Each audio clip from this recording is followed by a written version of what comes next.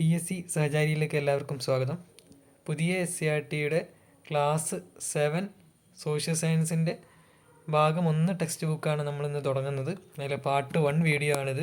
പുതിയ SCRTയിലെ class 5ൻ്റെ 11 chapters social സയൻസിൻ്റെ നമ്മൾ ചെയ്തിട്ടുണ്ട്. 7 വീഡിയോകളിലായിട്ടാണ് ചെയ്തത്. അത് പ്ലേലിസ്റ്റിൽ നമ്മൾ അറേഞ്ച് ചെയ്ത് വെച്ചിട്ടുണ്ട്. നിങ്ങളത് പോയി കാണണം. കാരണം പുതിയ എക്സാമുകൾക്കൊക്കെ ഇപ്പം ഈ ഒരു പുതിയ SCRTയിൽ നിന്ന് ചോദിക്കുന്നുണ്ട്. അപ്പോൾ അത് നിർബന്ധമായിട്ടും പോയി കാണണം. പിന്നെ ഒരു റിക്വസ്റ്റ് കൂടി നിങ്ങളോട് പറയാനുള്ളത്, നിങ്ങൾക്ക് ഈ ഒരു വീഡിയോ എങ്ങനെയെങ്കിലും ഉപകാരപ്പെടുന്നുണ്ടെങ്കിൽ നിങ്ങളതൊന്ന് ലൈക്കിലൂടെയോ അല്ലെങ്കിൽ കമൻറ്റ് സെക്ഷനിലോ ഒന്ന് അറിയിക്കണം. എന്നാലേ നമുക്ക് നിങ്ങൾക്ക് ഉപകാരപ്പെടുന്നുണ്ട് അറിഞ്ഞിട്ടുണ്ടെങ്കിലുള്ളൂ നമ്മൾ ഈ ചെയ്യുന്നതിനൊക്കെ ഒരു അർത്ഥം ഉണ്ടാവുള്ളൂ. അപ്പം അതൊന്ന് ഞങ്ങളെ അറിയിക്കണം. മധ്യകാല ഇന്ത്യയുമായിട്ട് ബന്ധപ്പെട്ടുള്ള ഒരു ചാപ്റ്ററാണ്. അപ്പോൾ ഡിഗ്രി പ്രിലിംസൊക്കെ പോയി വന്നുകൊണ്ടിരിക്കുകയാണ്. അപ്പം ഈ ഡിഗ്രി ലെവൽ എക്സാമിനൊക്കെ ഉള്ളൊരു ടോപ്പിക്കാണ് ഈ മധ്യകാല ഇന്ത്യ. അപ്പം നമുക്ക് ഈ ഒരു ചാപ്റ്ററിൽ നിന്ന് ചോദ്യങ്ങൾ പ്രതീക്ഷിക്കാം. ഓക്കെ, അപ്പോൾ നമുക്ക് തുടങ്ങാം. ഇപ്പോൾ ആദ്യത്തെ ചിത്രം ചെങ്കോട്ടയാണ്. രണ്ടാമത്തെ ചിത്രം നമ്മുടെ ഹംപി നഗരമാണ് കാണിക്കുന്നത്. അപ്പം നമുക്കിത് വായിച്ചു നോക്കാം.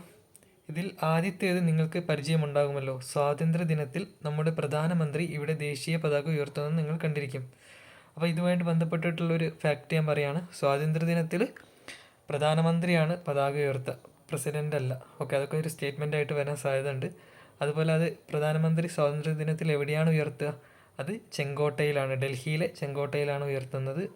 ഇനി രണ്ടാമത്തെ ഒരു സ്റ്റേറ്റ്മെൻറ്റ് കൺഫ്യൂസിംഗ് ആയിട്ടുള്ള പറഞ്ഞുതരാം. നമ്മുടെ റിപ്പബ്ലിക് ദിനത്തിൽ പതാക ഉയർത്തുന്നത് ആരാണ്? രാഷ്ട്രപതിയാണ്, പ്രധാനമന്ത്രിയല്ല.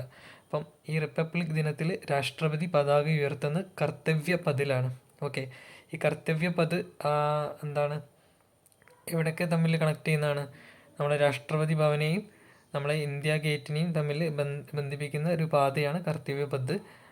ആ കർത്തവ്യ പഥിലാണ് നമ്മുടെ റിപ്പബ്ലിക് ഡേയിൽ പ്രസിഡൻറ്റ് അല്ലെങ്കിൽ രാഷ്ട്രപതി പതാക ഉയർത്തുന്നത്. അപ്പോൾ ഈ രണ്ട് സ്റ്റേറ്റ്മെൻറ്റ്സും PSC അങ്ങോട്ടും ഇങ്ങോട്ടൊക്കെ കൺഫ്യൂഷനായിട്ട് ചോദിക്കാം. ഓക്കെ, മുഗൾ ചക്രവർത്തിയായ ഷാജഹാൻ്റെ ഭരണകാലത്ത് ഡൽഹിയിൽ നിർമ്മിച്ച ചെങ്കോട്ടയാണിത്.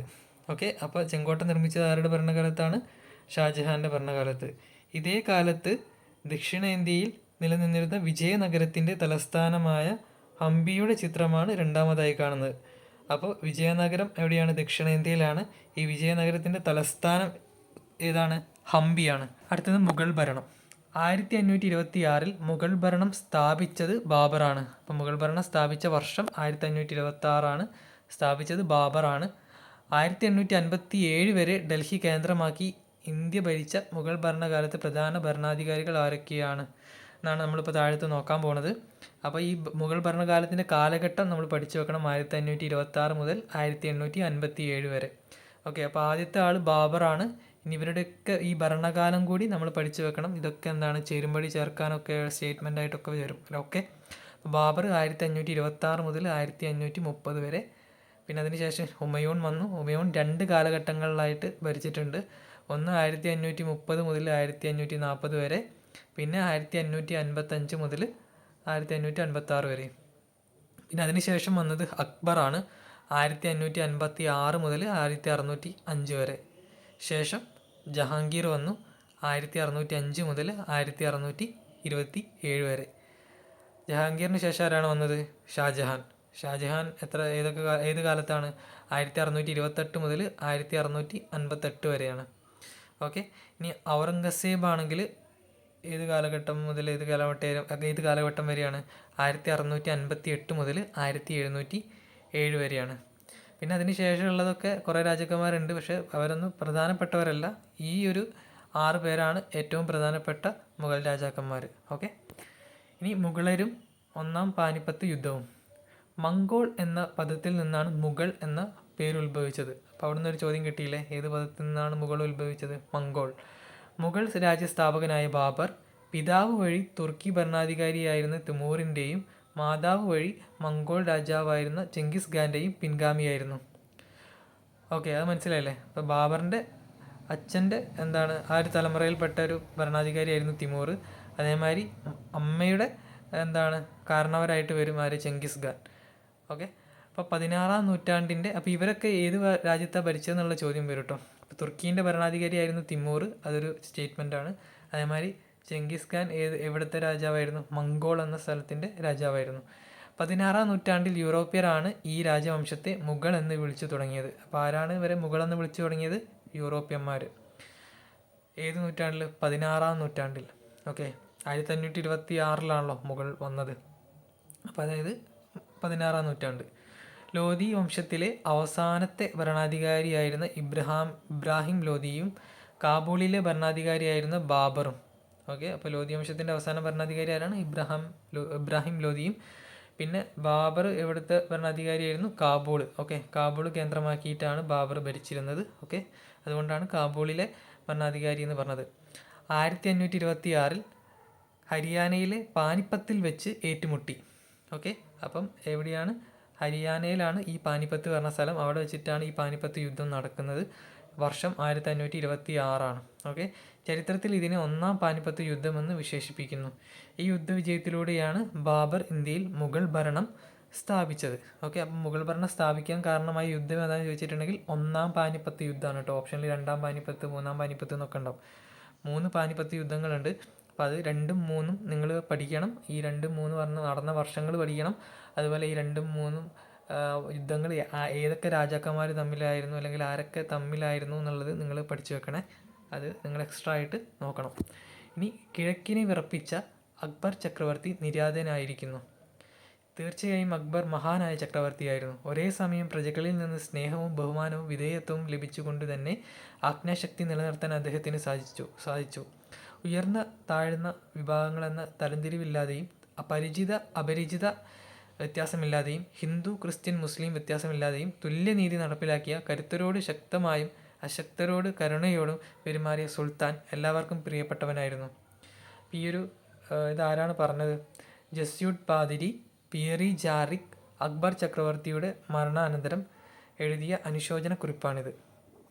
അപ്പോൾ ഇതിലൊരു വരികൾ തന്നിട്ട് ഈ ഒരു വരികൾ ആരതാണെന്ന് ചോദിക്കാം. പിയറി ജാറിക്കിൻ്റെയാണ്. ജസ്യൂട്ട് പാതിരി പിയറി ജാറിക്കിൻ്റെയാണ്. പിന്നെ അദ്ദേഹം ഇത് അനുശോചനക്കുറിപ്പ് എഴുതിയത് 1605. 1575 തൻ്റെ പുതിയ തലസ്ഥാനമായ ഫത്തേപൂർ സിക്രിയിൽ അക്ബർ ഇബാദത്ത് ഖാന പണി കഴിപ്പിച്ചു. അപ്പോൾ അക്ബർ മാറ്റി സ്ഥാപിച്ച ഒരു തലസ്ഥാനം എവിടേക്കോ മാറ്റി സ്ഥാപിച്ചു. ആ ഒരു പുതിയ തലസ്ഥാനം ഏതാണെന്ന് ചോദിക്കാം. ഫത്തേപൂർ സിക്രിയാണ് അക്ബറിൻ്റെ പുതിയ തലസ്ഥാനം. ഏത് വർഷമാണ് ഈ ഇബാദത്ത് ഖാന പണി കഴിപ്പിച്ചത്? 1575. അത് എവിടെയാണ് പണി കഴിപ്പിച്ചത്? ഈ ഫത്തേപൂർ സിക്രിയിലാണ്. ഓക്കെ, ഇതൊക്കെ ചോദിക്കാം. വിവിധ മതങ്ങളിലെ പണ്ഡിതരും പ്രമുഖരും ഇവിടെ ഒത്തുചേർന്നിരുന്നു. അക്ബർ പിന്തുടർന്നിരുന്ന ഇതൊക്കെ സ്റ്റേറ്റ്മെൻ്റ് ആയിട്ട് വരും കേട്ടോ. ഇതൊക്കെ നിങ്ങൾ എന്താ ചോദ്യം വരിക എന്ന് നോക്കരുത്. ഇതൊക്കെ സ്റ്റേറ്റ്മെൻ്റ് ആയിട്ടായിരിക്കും വരിക. സിമ്പിളാണ്. ഇതിനകത്ത് ചോദ്യം ചോദിക്കാനില്ല. പക്ഷേ ഈ സ്റ്റേറ്റ്മെൻ്റൊക്കെ ശരിയാണോ തെറ്റാണോ എന്ന് ചോദിക്കും. എങ്ങനെ? വിവിധ മതങ്ങളിലെ പണ്ഡിതരും പ്രമുഖരും ഇബാദത്ത് ഖാനയിൽ ഒത്തുചേർന്നിരുന്നു. ശരിയോ തെറ്റോ എന്നുള്ള രീതിയിൽ ചോദിക്കാം. അക്ബർ പിന്തുടർന്നിരുന്ന മതസഹിഷ്ണുതാ നയത്തിന് ഇത്തരം ചർച്ചകൾ ഉത്തമ ഉദാഹരണങ്ങളാണ്. എല്ലാ മതങ്ങളുടെയും നല്ല വശങ്ങൾ കോർത്തിണക്കി അക്ബർ രൂപം കൊടുത്ത ദർശനമാണ് ദീൻ ഇലാഹി. അല്ലെങ്കിൽ അക്ബറിൻ്റെ മതം അല്ലെങ്കിൽ ദർശനം എന്നൊക്കെ പറയുന്നത് എന്താണെന്ന് ചോദിച്ചിട്ടുണ്ടെങ്കിൽ ദീൻ ഇലാഹിയാണ്. എല്ലാവർക്കും സമാധാനം അഥവാ സുൽ ഹി കുൽ എന്നതാണ് ഈ ദർശനത്തിൻ്റെ കാതൽ. അപ്പോൾ ദീൻ ഇലാഹീൻ്റെ എന്താണ് കാതൽ എന്താണെന്ന് ചോദിച്ചിട്ടുണ്ടെങ്കിൽ എല്ലാവർക്കും സമാധാനമാണ്. ഓക്കെ, ഈ സുൽ ഹി കുൽക്കിൻ്റെ മലയാളം എന്താണെന്ന് ചോദിക്കാം ചിലപ്പം. എല്ലാവർക്കും സമാധാനം എന്നുള്ളതാണ് അതിൻ്റെ മലയാളം. എല്ലാ ദർശനങ്ങളും മനുഷ്യരുടെ ക്ഷേമത്തിന് വേണ്ടിയുള്ളതാണ് എന്ന ആശയം വ്യക്തമാക്കുകയായിരുന്നു അദ്ദേഹത്തിൻ്റെ ലക്ഷ്യം. അപ്പോൾ അതിൻ്റെ താഴത്ത് എന്താണ്? ഫത്തേപൂർ സിക്രീൻ്റെ ഒരു ചിത്രമാണ് കൊടുത്തിട്ടുള്ളത്. ഓക്കെ, ഇനി ജസിയ എന്ന മതനികുതി നിർത്തലാക്കിയത് ഭരണരംഗത്തും അക്ബർ സഹിഷ്ണുത നയം പിന്തുടർന്നിരുന്നു എന്നതിന് തെളിവാണ്. അപ്പോൾ ജസിയ എന്ന് പറയുന്നത് എന്താണെന്ന് ചോദിക്കാം. അതൊരു മതനികുതിയാണ്. അത് നിർത്തലാക്കിയ മുഗൾ രാജാവ് ആരാന്ന് ചോദിച്ചിട്ടുണ്ടെങ്കിൽ ആരാണ്? അക്ബറാണ്. മുഗൾ ഭരണത്തിൻ്റെ എല്ലാ മേഖലകളിലും എല്ലാ മതസ്ഥരെയും തുല്യമായി പരിഗണിച്ചിരുന്നു. രാജ ടോഡർമാൾ, രാജ മാൻസിംഗ്, രാജ ഭഗവൻദാസ്, ബീർബൽ എന്നിവർ അക്ബർ ചക്രവർത്തിയുടെ രാജസദസ്സിൽ ഉന്നത സ്ഥാനം വഹിച്ചിരുന്നവരിൽ പ്രധാനികളാണ്. അപ്പോൾ ഇതിലേതെങ്കിലും ഒരാൾ പേര് തന്നിട്ട് ഇത് ഏത് ചക്രവർത്തിയുടെ രാജസദസ്സിലെ പ്രധാനിയായിരുന്നു എന്ന് ചോദിക്കാം. അപ്പോൾ ഈ ആൾക്കാരുടെ പേരും അക്ബറുമായിട്ട് നിങ്ങൾ കണക്ട് ചെയ്ത് വെക്കണം. ഓക്കെ, ഇവരുടെ പേര് കേട്ടാൽ ഇതൊക്കെ അക്ബറിൻ്റെ കൂടെ ഉണ്ടായിരുന്ന ആൾക്കാരാണെന്ന് നിങ്ങൾക്ക് ഓർമ്മ വേണം. 3 രാജ തുടങ്ങുന്ന ആൾക്കാരുണ്ട്. പിന്നെ ഒരു ബീർബലും ഉണ്ട്. ഓക്കെ, അടുത്തത്, എൻ്റെ അനുയായികൾ മറ്റ് മതവിഭാഗങ്ങളുമായി ശത്രുതയിൽ വർത്തിച്ചു, സമയം പാഴാക്കരുത്. ഇതര മതസ്ഥരോടുള്ള ബന്ധത്തിൽ സുൽഹ് ഇ കുൽ അല്ലെങ്കിൽ എല്ലാവർക്കും സമാധാനം എന്ന ആശയം അനുവർത്തിക്കട്ടെ. മൃഗങ്ങളെ കൊല്ലുകയോ യുദ്ധസമയങ്ങളിലൊഴികെ ആയുധങ്ങൾ എടുക്കുകയോ ചെയ്യരുത്. അക്ബർ തൻ്റെ അനുയായികളോട് കൽപ്പിച്ചതായി മുഗൾ സുൽത്താനായിരുന്ന ജഹാംഗീർ തൻ്റെ ഓർമ്മക്കുറിപ്പായ തുസൂക്കി ജഹാംഗീറിൽ രേഖപ്പെടുത്തിയിട്ടുണ്ട്. അപ്പോൾ ഇതിൽ ഒരു ചോദ്യം, ജഹാംഗീറിൻ്റെ ഓർമ്മക്കുറിപ്പിൻ്റെ പേരെന്തെന്ന് ചോദിക്കാം, തുസൂക്കി ജഹാംഗീർ. അല്ലെങ്കിൽ ഏറ്റവും കൺഫ്യൂഷനായിട്ട് ചോദിക്കാൻ പറ്റിയൊരു ചോദ്യം, തുസൂക്കി ജഹാംഗീർ എഴുതിയത് ആര്, അല്ലെങ്കിൽ ഈ കൃതിയുടെ കർത്താവ് ആരെന്ന് ചോദിക്കാം. അപ്പം ജഹാംഗീർ ആണോ, അല്ലെങ്കിൽ ജഹാംഗീറിൻ്റെ മോൻ ജഹാംഗീറിനെ പറ്റി എഴുതിയതാണോ, അല്ലെങ്കിൽ ജഹാംഗീറിൻ്റെ അച്ഛൻ അക്ബർ ജഹാംഗീറിൻ്റെ മോനായ ജഹാംഗീറിനെ പറ്റി എഴുതിയതാണോ ഒക്കെ നമ്മൾ കൺഫ്യൂഷനായി പോകും. ഓക്കെ, അപ്പോൾ തുസൂക്കി ജഹാംഗീർ എഴുതിയത് ആരാന്ന് ചോദിച്ചിട്ടുണ്ടെങ്കിൽ ജഹാംഗീറാണ്. ഈ മൃഗങ്ങളെ കൊല്ലുകയോ യുദ്ധസമയങ്ങളിലൊഴികെ ആയുധങ്ങൾ എടുക്കുകയോ ചെയ്യരുത് എന്ന് അനുയായികളോട് കൽപ്പിച്ച മുഗളുടെ സുൽത്താൻ ആരെന്ന് ചോദിക്കാം, അത് അക്ബറാണ്. ഓക്കെ, ഇനി അടുത്തത് മുഗൾ സൈന്യം. മുഗൾ കാലഘട്ടത്തിൽ രാജ്യം വിപുലമാക്കുന്നതിനും വിസ്തൃതമാക്കപ്പെട്ട രാജ്യം നിലനിർത്തുന്നതിനും ശക്തമായ സൈന്യം ആവശ്യമായിരുന്നു. ഇതിനുവേണ്ടി അക്ബർ നടപ്പിലാക്കിയ സൈനിക സമ്പ്രദായത്തിൻ്റെ പേരെന്താണ്, മാൻസബ്ദാരി. ഓക്കെ, അപ്പോൾ മാൻസബ്ദാരി എന്ന സൈനിക സമ്പ്രദായം കൊണ്ടുവന്നത് അക്ബറാണ്. ഈ സമ്പ്രദായം അനുസരിച്ച് ഓരോ ഉദ്യോഗസ്ഥൻ്റെയും കീഴിൽ ഒരു സൈനിക വ്യൂഹം ഉണ്ടായിരിക്കും. ഓരോ ഉദ്യോഗസ്ഥനും നിലനിർത്തേണ്ട കുതിരപ്പടയാളികളുടെ എണ്ണത്തെ എന്താണ് പറയുക, മാൻസബ് എന്ന പദവി സൂചിപ്പിക്കുന്നത്. ഓക്കെ, അപ്പോൾ ഓരോ ഉദ്യോഗസ്ഥനും നിലനിർത്തേണ്ട കുതിരപ്പടയാളികളുടെ എണ്ണത്തെയാണ് മാൻസബ് എന്ന പദവി സൂചിപ്പിക്കുന്നത്. നിലനിർത്തേണ്ട സൈനികരുടെ എണ്ണത്തിനനുസരിച്ചായിരുന്നു മാൻസബ്ദാരുടെ പദവി നിശ്ചയിച്ചിരുന്നത്. സർക്കാർ ഖജനാവിൽ നിന്ന് നേരിട്ട് പണം നൽകി സൈന്യത്തെ നിലനിർത്തുന്നതിന് പകരമാണ് ഈ സമ്പ്രദായം നടപ്പിലാക്കിയത്. ഓക്കെ, അപ്പോൾ സർക്കാർ ഖജനാവിൽ നിന്ന് നേരിട്ട് പണം നൽകിയിട്ട് സൈന്യത്തെ നിലനിർത്തിയിരുന്നില്ല ആര്, അക്ബർ. അതിന് പകരം എങ്ങനെയാണ്, കുറേ ഉദ്യോഗസ്ഥരെ കീഴിൽ കുതിരപ്പടയാളികളെ അവരോട് നിലനിർത്താനാണ് പറയുന്നത്. ആ ഒരു ഉദ്യോഗസ്ഥൻ്റെ ചുമതലയാണ് ഈ കുതിരപ്പടയാളികളെ അവരുടെ കീഴിൽ ഇത്ര എണ്ണം വെച്ചിട്ട് ഉണ്ടാവണം എന്നുള്ളത്. ഓക്കെ, ആ ഒരു സമ്പ്രദായമാണ് ഈ മാൻസബ്ദാരി എന്ന് പറയുന്നത്. മാൻസബ്ദാർമാർക്ക് അവരുടെ പദവിക്കനുസരിച്ച് ഭൂമി പതിച്ചു നൽകിയിരുന്നു. ഓക്കെ, പ്രസ്തുത ഭൂമിയിൽ നിന്നുള്ള നികുതി പിരിച്ചെടുത്താണ് മാൻസബ്ദാർ തൻ്റെ സൈന്യത്തെ നിലനിർത്തിയിരുന്നത്. ഭരണം ശക്തമായി മുന്നോട്ട് കൊണ്ടുപോകാൻ പ്രമുഖരുടെയും സൈനികരുടെയും പിന്തുണ ആവശ്യമായിരുന്നു. ഈ ലക്ഷ്യം കൈവരിക്കുന്നതിനായിരുന്നു മാൻസബ്ദാരി സമ്പ്രദായം നടപ്പിലാക്കിയത്. അടുത്തത്, മുഗൾ രാജ്യത്തിൻ്റെ നമ്മളെ ഈ സംസ്ഥാനം, ജില്ല, ഗ്രാമം എന്നൊക്കെ ഉപജില്ല, ഗ്രാമം എന്നൊക്കെ പറയുന്ന പോലെ ആ പ്രദേശത്തെ ഇങ്ങനെ വിവിധ ഭാഗങ്ങളായിട്ട് തരംതിരിച്ചതാണ്. അപ്പോൾ ഏറ്റവും മേലുള്ളത് സുബ എന്ന് പറയും. അതിൻ്റെ താഴെയാണ് സർക്കാർ. ഈ സർക്കാരിൻ്റെ താഴെയാണ് പർഗാനകൾ വരുന്നത്. പർഗാനയുടെ ഏറ്റവും ചെറിയ യൂണിറ്റാണ്, അല്ലെങ്കിൽ ഏറ്റവും ചെറിയ ഘടകമാണ് ഗ്രാമം എന്ന് പറയുന്നത്. അല്ലെങ്കിൽ ഗ്രാമങ്ങൾ കൂടി ചേർന്ന് പർഗാന ഉണ്ടാവുന്നു, അല്ലെങ്കിൽ പർഗാനകൾ കൂടി ചേർന്ന് സർക്കാർ ഉണ്ടാവുന്നു എന്ന് പറയാം. അല്ല, സർക്കാരുകൾ കൂടി ചേർന്നിട്ടാണ് സുബ എന്ന് പറഞ്ഞ ഒരു വലിയ പ്രദേശം ഉണ്ടാവുന്നതെന്ന് നമുക്ക് പറയാം. ഓക്കെ, ഈ ഒരു ഓർഡർ അങ്ങോട്ടും ഇങ്ങോട്ടും ചിലപ്പം തെറ്റിച്ചൊക്കെ ചോദിക്കാം. ആ ഒരു ഓർഡർ കറക്റ്റായിട്ട് പഠിച്ചു വെക്കണം. ഏറ്റവും വലുത് ഏതാണ്, ഏറ്റവും ചെറുത് ഏതാണെന്ന്, ഗ്രാമമാണ് ഏറ്റവും ചെറുത്, സുബയാണ് ഏറ്റവും വലുതെന്നൊക്കെ ഓർത്ത് വെക്കണം. ഓക്കെ, മുഗൾ ഭരണത്തിൽ അക്ബറിൻ്റെ കാലത്താണ് ഇത്തരത്തിലൊരു ഭരണക്രമം അല്ലെങ്കിൽ ഈ ഒരു ഘടന, ഭരണത്തിനായിട്ടുള്ളൊരു ഘടന ഈ ഫലപ്രദമായി രൂപപ്പെടുത്തിയത്. ഓക്കെ, അപ്പോൾ ഈ ഒരു ഭരണക്രമം ആദ്യമായിട്ട് രൂപപ്പെടുത്തിയ മുഗൾ രാജാവാണെന്ന് വെച്ചിട്ടുണ്ടെങ്കിൽ അക്ബറാണ്. രാജ്യത്തിൻ്റെ പരമാധികാരിയും സർവ്വസൈന്യാധിപനും നിയമനിർമ്മാതാവും അന്തിമ ന്യായാധിപനും ചക്രവർത്തിയായിരുന്നു. ഓക്കെ, ഇതൊക്കെ നമുക്ക് ആ ഒരു സമയത്ത് കൺഫ്യൂഷൻ ആവുന്ന സ്റ്റേറ്റ്മെൻറ്റാണ്. ഓക്കെ, അപ്പോൾ സൈന്യാധിപനും നിയമനിർമ്മാതാവും ഒക്കെ ചക്രവർത്തി തന്നെയായിരുന്നു കേട്ടോ, അന്തിമ ന്യായാധിപനും. മുഗൾ കാലഘട്ടത്തിൽ നീതിന്യായ നിർവഹണത്തിനായി ഇന്നത്തെ പോലെ പ്രത്യേകതരം കോടതികൾ ഉണ്ടായിരുന്നില്ല. ഓക്കെ, മുഗൾ കാലഘട്ടത്തിൽ കോടതികളില്ലായിരുന്നു. പകരം തദ്ദേശീയരായ മതപണ്ഡിതന്മാരാണ് തർക്കങ്ങളിൽ അന്വേഷണം നടത്തി തീർപ്പ് കൽപ്പിച്ചിരുന്നത്. അപ്പോൾ ആരാണ് ഈ തർക്കങ്ങളൊക്കെ അന്വേഷിച്ച് തീർപ്പ് കൽപ്പിച്ചിരുന്നത്? മതപണ്ഡിതന്മാർ. അവർക്കൊരു പേരുണ്ട്, ഗാസിമാർ എന്നാണ് അവർ വിളിച്ചുകൊണ്ടിരുന്നത്. ഓക്കെ, അതൊക്കെ ചോദ്യമാണ്. ഈ തീരുമാനത്തിൽ അതൃപ്തിയുള്ളവർക്ക് ചക്രവർത്തിയോട് നേരിട്ട് പരാതി പറയാൻ അവസരമുണ്ടായിരുന്നു. ഓക്കെ, ഇപ്പോൾ ഈ മതപണ്ഡിതന്മാരെ വിധിയിൽ എന്തെങ്കിലും പ്രശ്നം ഉണ്ടെങ്കിൽ അവർക്ക് അപ്പീൽ കൊടുക്കാൻ പറ്റും. നമ്മൾ കോടതിയിൽ നിന്ന് മുകളിലുള്ള കോടതിയിലേക്കൊക്കെ അപ്പീൽ കൊടുക്കില്ലേ, ഹൈക്കോടതിയും സുപ്രീം കോടതിയിലേക്ക് അപ്പീൽ കൊടുക്കുന്ന മാതിരി ഇവിടെ മതപണ്ഡിതന്മാർ വിധി നമുക്ക് അംഗീകരിക്കാൻ പറ്റുന്നില്ലെങ്കിൽ നമുക്ക് ചക്രവർത്തീൻ്റെ അടുത്തേക്കാണ് പരാതി വീണ്ടും പറയാൻ പറ്റുന്നത്. ഭരണകാര്യങ്ങളിൽ രാജാവിന് ഉപദേശം നൽകുന്നതിനായി മന്ത്രിമാരെയും വകുപ്പ് അധ്യക്ഷന്മാരെയും നിയമിച്ചിരുന്നു. ഓക്കെ, അപ്പോൾ ഭരണകാര്യങ്ങളിൽ രാജാവിന് ഉപദേശം നൽകുന്നത് ആരൊക്കെയാണ്? മന്ത്രീനെ നമുക്ക് എപ്പോഴും കേട്ട് പരിചയമുള്ള ആളാണ് അല്ലേ. പക്ഷെ ഇവിടെ വേറൊരാളും കൂടി ഉണ്ട്. ആരാണ്? വകുപ്പ് അധ്യക്ഷൻ. ഓക്കെ, അതായിരിക്കും PSC ചോദിക്കാൻ സാധ്യതയുള്ളത്.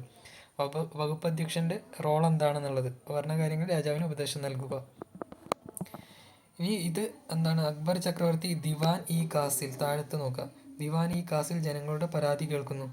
അപ്പോൾ ഈ ദിവാൻ-ഇ-കാസ് എന്തുമായിട്ട് ബന്ധപ്പെട്ടാണെന്ന് ചോദിക്കാം. അക്ബർ ചക്രവർത്തി ജനങ്ങളുടെ പരാതി കേൾക്കുന്ന ഒരു സ്ഥലമാണ് ഈ ദിവാൻ-ഇ-കാസ് എന്ന് പറയുന്നത്. ഓക്കെ, ഇതൊക്കെ ഓർത്തിരിക്കണേ. ഇനി അടുത്തത് സാമൂഹ്യ സാമ്പത്തിക സ്ഥിതി. മുഗൾ ഭരണകാലത്തെ സമൂഹത്തെക്കുറിച്ച് അക്കാലത്ത് ഇന്ത്യ സന്ദർശിച്ച യൂറോപ്യൻ സഞ്ചാരികളും വ്യാപാരികളും അവരുടെ യാത്രാ വിവരങ്ങളിൽ രേഖപ്പെടുത്തിയിട്ടുണ്ട്. ഫ്യൂഡൽ സാമൂഹ്യ വ്യവസ്ഥിതിയായിരുന്നു അന്ന് നിലനിന്നിരുന്നത്.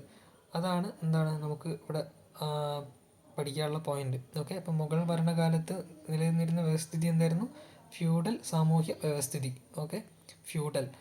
ഇനി അടുത്തത് സമൂഹത്തിൻ്റെ ഏറ്റവും അടിത്തട്ടിൽ സാധാരണക്കാരും ഏറ്റവും മുകളിൽ രാജാവുമായിരുന്നു. ജനങ്ങളുടെ ജീവിത നിലവാരം വേതനത്തെയും വരുമാനത്തെയും ആശ്രയിച്ചായിരുന്നു. രാജ്യത്തെ ജനങ്ങളിൽ ഭൂരിഭാഗവും കർഷകരായിരുന്നു. അത് നല്ല സ്റ്റേറ്റ്മെൻ്റാണ്. രാജ്യത്തെ ജനങ്ങളിൽ ഭൂരിഭാഗവും കർഷകരായിരുന്നു മുഗൾ കാലഘട്ടത്തിൽ. അവർക്കിടയിൽ ജാതി വ്യവസ്ഥ നിലനിന്നിരുന്നു. ഓരോ ജാതിയിൽപ്പെട്ടവർക്കും അവരുടേതായ ആചാരങ്ങളും അനുഷ്ഠാനങ്ങളും ഉണ്ടായിരുന്നു. മുഗൾ കാലഘട്ടത്തിൽ ഇന്ത്യ സന്ദർശിച്ച ഫ്രഞ്ച് സഞ്ചാരിയായ ടവർണിയർ, അത് ചോദിക്കുന്ന ഒരു ചോദ്യമാണ്.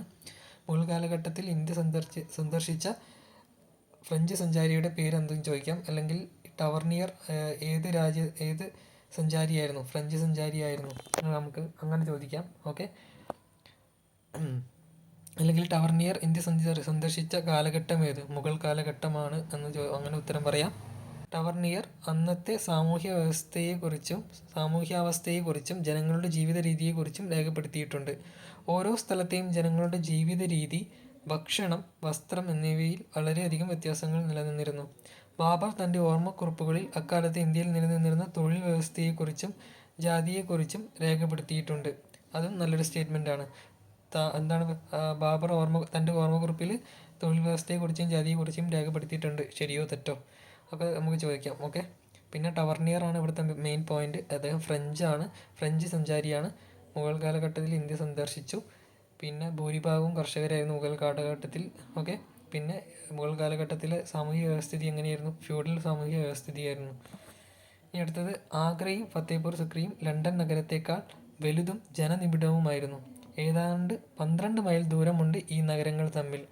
ഈ ദൂരം അത്രയും വഴിനീളെ ഭക്ഷ്യവസ്തുക്കളും മറ്റും വിൽക്കുന്ന അങ്ങാടികൾ കാണാം. ഇതാരാണ് പറഞ്ഞത്?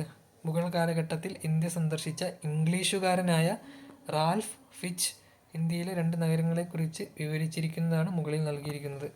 അപ്പം ഇന്ത്യ സന്ദർശിച്ച ഇംഗ്ലീഷുകാരൻ മുഗൾ കാലഘട്ടത്തിൽ ആരാണ്? റാൽഫ് ഫിച്ച് ആണ്. അപ്പം അദ്ദേഹത്തിൻ്റെ ഈ വരികൾ നിന്നിട്ട് ഇത് ആര വരികളാണെന്ന് ചോദിക്കാം. ഓക്കെ, മുഗൾ ഭരണകാലത്ത് നാം എത്രത്തോളം സാമ്പത്തിക പുരോഗതി കൈവരിച്ചുവെന്ന് ഈ വിവരണം സൂചിപ്പിക്കുന്നു. സാമ്പത്തിക പുരോഗതിക്ക് അടിസ്ഥാനം കാർഷിക രംഗത്തെ നേട്ടങ്ങളായിരുന്നു. അപ്പോൾ അതും നമുക്കൊരു സ്റ്റേറ്റ്മെൻ്റായിട്ട് വരാം. ഇങ്ങനെ മുഗൾ ഭരണകാലത്ത് സാമ്പത്തിക പുരോഗതിക്ക് അടിസ്ഥാനമായത് ഏത് രംഗത്തെ നേട്ടങ്ങളായിരുന്നു? കാർഷിക രംഗത്തെ.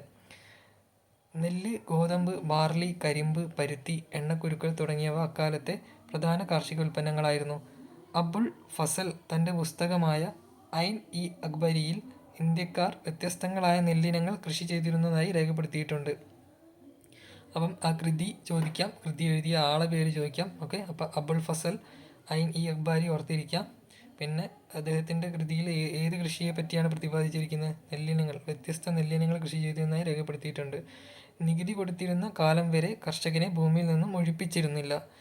മുഗൾ കാലത്ത് സാങ്കേതിക വിദ്യകളുടെയും പുതിയ ഉപകരണങ്ങളുടെയും ഉപയോഗം കാർഷിക മേഖലയെ പുഷ്ടിപ്പെടുത്തി. അത് നല്ലൊരു പോയിൻ്റാണ്.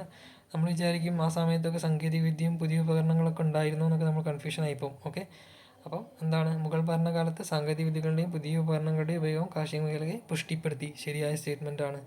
ജലസേചനത്തിനായി പേർഷ്യൻ ചക്രവും കനാലുകളും വ്യാപകമായി ഉപയോഗപ്പെടുത്തി. അതും നല്ലൊരു സ്റ്റേറ്റ്മെൻറ്റാണ്. മുഗൾ ഭരണകാലത്ത് ജലസേചനത്തിനായി പേർഷ്യൻ ചക്രവും കനാലുകളും വ്യാപകമായി ഉപയോഗപ്പെടുത്തി. ശരിയായ സ്റ്റേറ്റ്മെൻറ്റാണ്.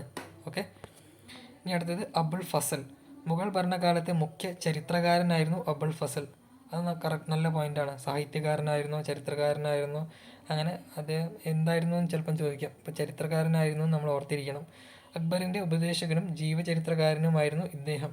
ഓക്കെ, അപ്പോൾ അക്ബറിൻ്റെ ഉപദേശങ്ങൾ അല്ലെങ്കിൽ ജീവചരിത്രകാരൻ ആരാന്ന് ചോദിക്കാം, അതും അബുൽ ഫസലാണ്. ഐൻ ഇ അക്ബാരി, അക്ബർനാമ എന്നീ ഗ്രന്ഥങ്ങളുടെ കർത്താവ് ആരെന്ന് ചോദിക്കാം, അതും അബുൽ ഫസലാണ്. ഏതൊക്കെയാണ്? അക്ബർനാമ, ഐൻ ഇ അക്ബാരി. ഇനി അടുത്തത്, കാർഷിക രംഗത്തെ ഉൽപാദന വർധനവ് കച്ചവടത്തെയും നഗരവൽക്കരണത്തെയും ത്വരിതപ്പെടുത്തി. വിദേശ ചരക്കുകളുടെ പ്രവേശന കവാടമായിരുന്നു ഗുജറാത്ത്. അത് നല്ലൊരു ചോദ്യമാണ്. വിദേശ ചരക്കുകളുടെ പ്രവേശന കവാടമായി അറിയപ്പെട്ടത് മുഗൾ ഭരണകാലത്ത് ഏത് സ്ഥലമായിരുന്നു? ഗുജറാത്ത്. തുണിത്തരങ്ങൾ മസ്ലിൻ, പട്ട്, മസ്ലിൻ. ഓക്കെ, തുണിത്തരങ്ങൾ മസ്ലിൻ, പട്ട്, പഞ്ചസാര, അരി തുടങ്ങിയവയായിരുന്നു പ്രധാന കയറ്റുമതി ഇനങ്ങൾ. ഓക്കെ, അപ്പോൾ എന്താണ് വിദേശത്തേക്കുള്ള പ്രധാന കയറ്റുമതി ഐറ്റങ്ങൾ ഏതൊക്കെയായിരുന്നു ചോദിക്കാം. തുണിത്തരങ്ങൾ, മസ്ലിൻ, പട്ട്, പഞ്ചസാര, അരി. അതൊക്കെ മുഗൾ കാലഘട്ടത്തിലുള്ള പ്രധാന കയറ്റുമതി ഇനങ്ങളാണ് കേട്ടോ. ജലഗതാഗതം കാര്യമായ പുരോഗതി കൈവരിച്ചു. ഓക്കെ, മുഗൾ കാലഘട്ടത്തിൽ ജലഗതാഗതം കാര്യമായ പുരോഗതി കൈവരിച്ചു. ഇക്കാലത്തെ പ്രധാന നഗരങ്ങളായിരുന്നു ഏതൊക്കെ? ധാക്ക, മുർഷിദാബാദ്, സൂറത്ത്, ലാഹോർ, ആഗ്ര. ഓക്കെ, ഇതൊക്കെ ചോദിക്കാൻ പറ്റിയ ചോദ്യങ്ങളാണ്. ഇനി ഈ നഗരങ്ങളൊക്കെ ഇപ്പം നിലവിൽ ഏത് രാജ്യത്താണെന്നുള്ളതും കൂടി നമുക്ക് നോക്കാം. ധാക്ക നമുക്കറിയാം ബംഗ്ലാദേശിലാണ്. മുർഷിദാബാദ് പശ്ചിമ ബംഗാൾ അല്ലെങ്കിൽ ബംഗാളിലാണെന്ന് പറയാം. ലാഹോർ എവിടെയാണ്? പാകിസ്ഥാനിലാണ്. സൂറത്തും ആഗ്രയും ഇന്ത്യയിലാണ്. ഓക്കെ, ഇനി അടുത്തത്, ഈ ഒരു ചിത്രം കണ്ടില്ല നിങ്ങൾ?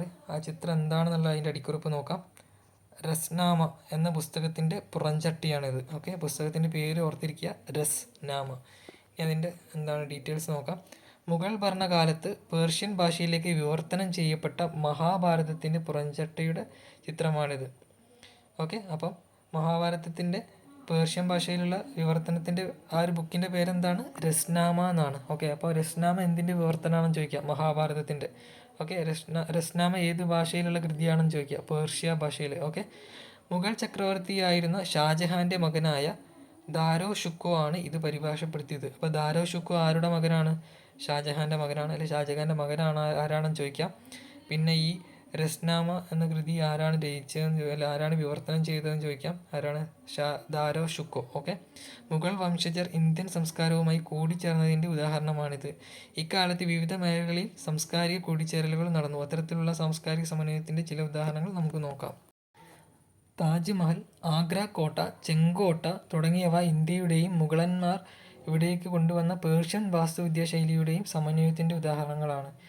അപ്പം ഇന്ത്യയുടെയും പേർഷ്യൻ വാസ്തുവിദ്യയുടെയും സമന്വയത്തിന് ഉദാഹരണങ്ങളാണ് താജ്മഹൽ എന്ന് പറഞ്ഞാൽ നമുക്ക് എന്ത് പറയാം? ആ സ്റ്റേറ്റ്മെൻറ്റ് ശരിയാണെന്ന് പറയാം. ഓക്കെ, അതുപോലെ ആഗ്ര കോട്ടയും ചെങ്കോട്ടയും. ഇനി പേർഷ്യൻ, ഹിന്ദി ഭാഷകൾ കൂടിച്ചേർന്ന് പുതിയൊരു ഭാഷയായ ഉറുദു രൂപപ്പെട്ടു. അപ്പോൾ ഉറുദു ഏതൊക്കെ ഭാഷ നിന്നാണ് രൂപപ്പെട്ടത്? പേർഷ്യയും ഹിന്ദിയും കൂടി ചേർന്നിട്ട്. അതുപോലെ ഹിന്ദുസ്ഥാനി സംഗീതം ഉദ്ഭവിച്ചതും ഈ സമന്വയത്തിൻ്റെ ഭാഗമാണ്. ഏതൊക്കെ? ഹിന്ദിയും പേർഷ്യ ഭാഷയും കൂടി ചേർന്നിട്ടുള്ള, അല്ലെങ്കിൽ ഹിന്ദുസ്ഥാനി സംഗീതം എന്ന് പറയുന്നത് ഹിന്ദി പേർഷ്യയും കൂടി മിക്സ് ആയിട്ടാണ് ഈ ഹിന്ദുസ്ഥാനി സംഗീതം ഉത്ഭവിച്ചത്. ഓക്കെ, അപ്പോൾ ഇതൊക്കെ നമ്മൾ ഓർത്തിരിക്കേണ്ട സ്റ്റേറ്റ്മെൻറ്റുകളാണ്. ഇനി അടുത്തത് വിജയനഗരവും ഹംപിയും. വിജയനഗരം അല്ലെങ്കിൽ വിജയത്തിൻ്റെ നഗരം, അതിനെ ഷോർട്ടാക്കിയിട്ടാണ് വിജയനഗരം എന്ന് വന്നത്. ഒരേ സമയം ഒരു നഗരത്തിൻ്റെയും രാജ്യത്തിൻ്റെയും പേരായിരുന്നു. ഓക്കെ, വിജയനഗരം എന്ന് പറയുന്ന ഒരു നഗരത്തിൻ്റെയും രാജ്യത്തിൻ്റെയും പേരായിരുന്നു. സ്റ്റേറ്റ്മെൻറ്റാണ്. CE 1565 ഈ നഗരം നശിപ്പിക്കപ്പെടുകയും, അപ്പോൾ എന്നാണ് നശിപ്പിക്കപ്പെട്ടത് ഈ വിജയനഗരം? 1565. CE 1565, അത് ഓർത്തിരിക്കണേ, CE ആണ്. തുടർന്നുള്ള നൂറ്റാണ്ടുകളിൽ അത് ജനമനസ്സുകളിൽ മാത്രം നിൽക്കുകയും ചെയ്തു. അവരുടെ ഓർമ്മയിൽ അത് ഹംപി എന്ന പേരിൽ നിലനിന്നു. ഓക്കെ, 1800 കേണൽ മെക്കൻസി എന്ന ഇംഗ്ലീഷ് ഈസ്റ്റ് ഇന്ത്യ കമ്പനി ഉദ്യോഗസ്ഥനാണ് ഹംപിയുടെ അവശിഷ്ടങ്ങൾ കണ്ടെത്തിയത്. ഹംപിയുടെ അവശിഷ്ടങ്ങൾ കണ്ടെത്തിയ ഇംഗ്ലീഷ് ഈസ്റ്റ് ഇന്ത്യ കമ്പനി ഉദ്യോഗസ്ഥൻ്റെ പേരെന്താണ്? Colonel Mackenzie. ഏത് വർഷമാണ് അത് കണ്ടെത്തിയത്? 1800. അതിലൂടെയാണ് വിജയനഗരത്തിൻ്റെ ചരിത്രത്തിലേക്ക് ഗവേഷകരുടെ ശ്രദ്ധ പതിഞ്ഞത്. ഓക്കെ, അടുത്ത വിജയനഗര രാജാക്കന്മാരുണ്ട്. 4 രാജവംശങ്ങളുണ്ട്. അതിലെ രാജാക്കന്മാരുമാണ് പറയുന്നത്. ഇതൊക്കെ ചേരുംപടി ചേർക്കാനൊക്കെ ചോദിക്കാം, അല്ലെങ്കിൽ സ്റ്റേറ്റ്മെൻ്റ് ആയിട്ട് തെറ്റിച്ചൊക്കെ പറയാം. ഓക്കെ, അപ്പോൾ നമുക്ക് നോക്കാം. സംഗമ രാജവംശത്തിൽപ്പെട്ട രാജാക്കന്മാരായിരുന്നു ഹരിഹരനും ബുക്കനും. അവർ സഹോദരന്മാരാണ് കേട്ടോ, ഓർക്കുക. സംഗമ രാജവംശം, ഹരിഹരൻ, ബുക്കൻ. സാലുവ വംശത്തിലെ രാജാവായിരുന്നു നരസിംഹ സാലുവ. ഓക്കെ, അടുത്തത് തുളുവ വംശത്തിലെ രാജാക്കന്മാരായിരുന്നു വീര നരസിംഹനും കൃഷ്ണദേവരായരും. അപ്പോൾ ഇതിനകത്ത് കൃഷ്ണദേവരായരാണ് ഏറ്റവും ഫേമസ് ഈ വിജയനഗര രാജാക്കന്മാരിൽ. അപ്പോൾ അദ്ദേഹം ഏത് വംശത്തിൽപ്പെട്ടതാണെന്നുള്ളത് ചോദിക്കാറുണ്ട്. തുളുവ വംശമാണ് കേട്ടോ. അടുത്ത് അരവിടു വംശം, അതിൽപ്പെട്ട രാജാക്കന്മാർ ആരൊക്കെയാണ്? തിരുമലയും വെങ്കിട ഒന്നും. ഓക്കെ. ഹരിഹരൻ, ബുക്കൻ എന്നീ സഹോദരങ്ങളാണ് CE 1336 വിജയനഗരം സ്ഥാപിച്ചത്. ഓക്കെ, അപ്പം ഹരിഹരൻ, ബുക്കൻ എന്നിവർ സഹോദരങ്ങളാണെന്ന് നമ്മൾ ആദ്യം പറഞ്ഞു. പിന്നെ ഈ വിജയനഗരം സ്ഥാപിച്ചത് ഇവരാണ്. അതുപോലെ അത് ഏത് വർഷമാണ് സ്ഥാപിച്ചതെന്ന് ചോദിക്കാം. CE 1336. ആ CE വളരെ ഇമ്പോർട്ടൻ്റ് ആണ്. ചിലപ്പോൾ അത് BCE എന്ന് ചോദിക്കാം, അല്ലെങ്കിൽ BC എന്ന് ചോദിക്കാം. ഓക്കെ, അതൊന്നുമല്ല. CE 1336. ഓക്കെ. ഇനി അടുത്തത് ദക്ഷിണേന്ത്യയിലെ ശക്തവും സമ്പന്നവുമായ രാജ്യമായിരുന്ന വിജയനഗരത്തിലെ ഏറ്റവും പ്രശസ്തനായ ഭരണാധികാരിയായിരുന്നു കൃഷ്ണദേവരായർ. നമ്മളിപ്പോൾ പറഞ്ഞു അല്ലേ. അദ്ദേഹത്തിൻ്റെ കാലഘട്ടം ഓർത്തിരിക്കുക. 1509 മുതൽ 1529 വരെയാണ് അദ്ദേഹം ഭരിച്ചത്. അദ്ദേഹത്തെക്കുറിച്ച് യൂറോപ്യൻ സഞ്ചാരിയായ ബാർബോസ പറഞ്ഞ വാക്കുകൾ നമുക്ക് പരിചയപ്പെടാം. ഓക്കെ, അപ്പോൾ ബാർബോസ ഏത് സഞ്ചാരിയാണ്? യൂറോപ്യൻ സഞ്ചാരിയാണെന്ന് ഓർത്തിരിക്കുക. അദ്ദേഹം ആരെ പറ്റിയാണ് പറഞ്ഞത്? ആരുമായിട്ടാണ് അദ്ദേഹം കണക്റ്റഡ് ആയിട്ടുള്ളത്? കൃഷ്ണദേവരായർ ആയിട്ടാണ് കണക്റ്റഡ് ആയിട്ടുള്ളതെന്ന് ഓർത്തിരിക്കണം. ഏതൊരാൾക്കും യാതൊരു അസ്വാരസ്യവുമില്ലാതെ ക്രിസ്ത്യാനിയെന്നോ ജൂതനെന്നോ മൂറെന്നോ കിരാതനെന്നോ വ്യത്യാസമില്ലാതെ തൻ്റെ വിശ്വാസം നിലനിർത്തിക്കൊണ്ട് വന്നു പോകുന്നതിനും ജീവിക്കുന്നതിനും യാതൊരു തടസ്സവുമില്ലാത്ത വിധം രാജാവ് സ്വാതന്ത്ര്യം അനുവദിച്ചിരുന്നു. രാജ്യത്തെ നീതിന്യായ വ്യവസ്ഥയും സമത്വം നിറഞ്ഞതാണ്. ബാർബോസ ഇന്ത്യ സന്ദർശിച്ച പോർച്ചുഗീസ് സഞ്ചാരി. അപ്പോൾ ആദ്യം യൂറോപ്യൻ സഞ്ചാരിയാണെന്ന് പറഞ്ഞു, പിന്നെ അതിന് കുറച്ചും കൂടി സ്പെസിഫിക് ആയിട്ട് എന്ത് പറഞ്ഞു? പോർച്ചുഗീസ് സഞ്ചാരിയാണെന്ന് പറഞ്ഞു. അപ്പോൾ അതൊക്കെ എന്താണ് ചേരുമ്പടി. ഇപ്പോൾ കുറേ സഞ്ചാരികളുടെ പേര് നമ്മൾ പഠിച്ചു. അവർ എവിടെ നിന്നുള്ള ആൾക്കാരാണെന്ന് പഠിച്ചു അല്ലേ. ഇംഗ്ലീഷ് പഠിച്ചു, ഫ്രഞ്ച് സഞ്ചാരിനെ പഠിച്ചു, ഇപ്പോൾ ഇതാ പോർച്ചുഗീസ് സഞ്ചാരി. അപ്പോൾ ഇതൊക്കെ ചേരുമ്പടി ചേർക്കാൻ വരാം. അപ്പോൾ അതൊക്കെ ഒന്ന് ഓർത്തിരിക്കണേ. അപ്പോൾ ഈ ബാർബോസ ആരെ പറ്റിയിട്ടാണ് പറഞ്ഞത്? കൃഷ്ണദേവരായർ. ഇനി അടുത്തത് കൃഷ്ണദേവരായരുടെ ഭരണകാലം. ഓക്കെ, രാജ്യവ്യാപനത്തിൻ്റെയും വികസനത്തിൻ്റെയും കാലഘട്ടമായിരുന്നു. ധാരാളം നിർമ്മാണ പ്രവർത്തനങ്ങൾ അദ്ദേഹത്തിൻ്റെ കാലത്ത് നടത്തിയിരുന്നു. തലസ്ഥാന നഗരിയായ വിജയനഗരത്തിൻ്റെ തലസ്ഥാനം ഏതാണ്? ഹംപി. തലസ്ഥാന നഗരിയായ ഹംപിയിൽ കൂടുതൽ സൗകര്യങ്ങൾ ഏർപ്പെടുത്തിയതോടൊപ്പം കോട്ടകളും കൊട്ടാരങ്ങളും ക്ഷേത്രങ്ങളും പണി കഴിപ്പിച്ചിരുന്നു. മതസഹിഷ്ണുതയായിരുന്നു അദ്ദേഹത്തിൻ്റെ പ്രശസ്തിക്ക് മറ്റൊരു പ്രധാന കാരണം. എല്ലാ മതങ്ങളെയും ഒരേപോലെ പരിഗണിക്കുകയും വിവിധ മതസ്ഥർക്ക് അവരുടേതായ വിശ്വാസങ്ങൾ നിലനിർത്തിക്കൊണ്ട് ജീവിക്കാനുള്ള എല്ലാ സ്വാതന്ത്ര്യവും അനുവദിക്കുകയും ചെയ്തിരുന്നു. കൃഷ്ണദേവരായരുടെ കാലത്ത് കല, സാഹിത്യ, സാംസ്കാരിക മേഖലകളും മെച്ചപ്പെട്ടു എന്നുള്ളതാണ് പറയുന്നത്. ഓക്കെ, വിജയനഗരത്തിൻ്റെ പ്രൗഢി ആ രാജ്യം സന്ദർശിച്ച ഒട്ടേറെ സഞ്ചാരികൾ രേഖപ്പെടുത്തിയിട്ടുണ്ട്. ഓക്കെ, ഇപ്പോൾ ഇവിടെ പ്രധാനമായിട്ടും പറയുന്നത് വിജയനഗരത്തിൻ്റെ തലസ്ഥാനം ഹംപിയാണ്. പിന്നെ അദ്ദേഹം മതസഹിഷ്ണുത പുലർത്തിയിരുന്ന ഒരു രാജാവാണെന്നാണ് പറയുന്നത്. ആ ഒരു സ്റ്റേറ്റ്മെൻറ്റ് ഓർത്തിരുന്നാൽ മതി. ഇനി വിജയനഗരത്തിൻ്റെ പ്രൗഢി ആ രാജ്യം സന്ദർശിച്ച ഒട്ടേറെ സഞ്ചാരികൾ രേഖപ്പെടുത്തിയിട്ടുണ്ട്. ജനങ്ങളുടെ പ്രധാന തൊഴിൽ കൃഷിയായിരുന്നു. ഓക്കെ, വിജയനഗരത്തിലെ ജനങ്ങളുടെ പ്രധാന തൊഴിൽ ചോദിക്കാം, കൃഷിയായിരുന്നു. അതേപോലെ മുഗൾ രാജ്യത്തിൻ്റെ നമ്മൾ ഓൾറെഡി പഠിച്ചില്ലേ, ജനങ്ങൾ പ്രധാനമായിട്ടും കർഷകരായിരുന്നു. സിൽക്ക്, പരുത്തി വസ്ത്രങ്ങളാണ് സാധാരണയായി ഉപയോഗിച്ചിരുന്നത്. അതൊക്കെ സ്റ്റേറ്റ്മെൻ്റ് ആയിട്ട് വരാട്ടോ. വിജയനഗരത്തിലെ ജനങ്ങൾ ഉപയോഗിച്ചിരുന്ന വസ്ത്രം ഏത് വസ്ത്രങ്ങളാണ് ഉപയോഗിച്ചിരുന്നത്? സിൽക്ക്, പരുത്തി. വിജയനഗരത്തിൻ്റെ ചുറ്റുമുള്ള വരണ്ടു കിടക്കുന്ന പ്രദേശങ്ങളെ ജലസേചന യോഗ്യമാക്കി. 15-ാം നൂറ്റാണ്ടിൽ നിർമ്മിച്ച കമലാപുരം കുളവും ഹിരിയ കനാലും തുംഗഭദ്ര നദിക്ക് കുറുകെ കെട്ടിയ അണക്കെട്ടും കാർഷിക മേഖലയെ പുഷ്ടിപ്പെടുത്തി. അപ്പോൾ ഈ കമലാപുരം കുളം അല്ലെങ്കിൽ ഹിരിയ കനാലൊക്കെ എപ്പോഴാണ് നിർമ്മിച്ചത്? 15-ാം നൂറ്റാണ്ടിലാണ്. അതുമാതിരി അണക്കെട്ട് വിജയനഗരത്തിൽ കാർഷിക മേഖല പുഷ്ടിപ്പെടുത്ത ഉണ്ടാക്കിയിട്ടുണ്ട്. അത് ഏത് നദിക്ക് കുറുകെയായിരുന്നു? തുംഗഭദ്ര നദിക്ക് കുറുകെയായിരുന്നു. ഇതൊക്കെ ഓർത്തിരിക്കണേ. അപ്പോൾ കമലാപുരം കുളവും ഹിരിയ കനാലൊക്കെ ഏത് രാജവംശത്തിൻ്റെ ഭാഗമാണ്? അതൊക്കെ വിജയനഗരത്തിൻ്റെ ഭാഗമാണെന്ന് ഓർത്തിരിക്കുക.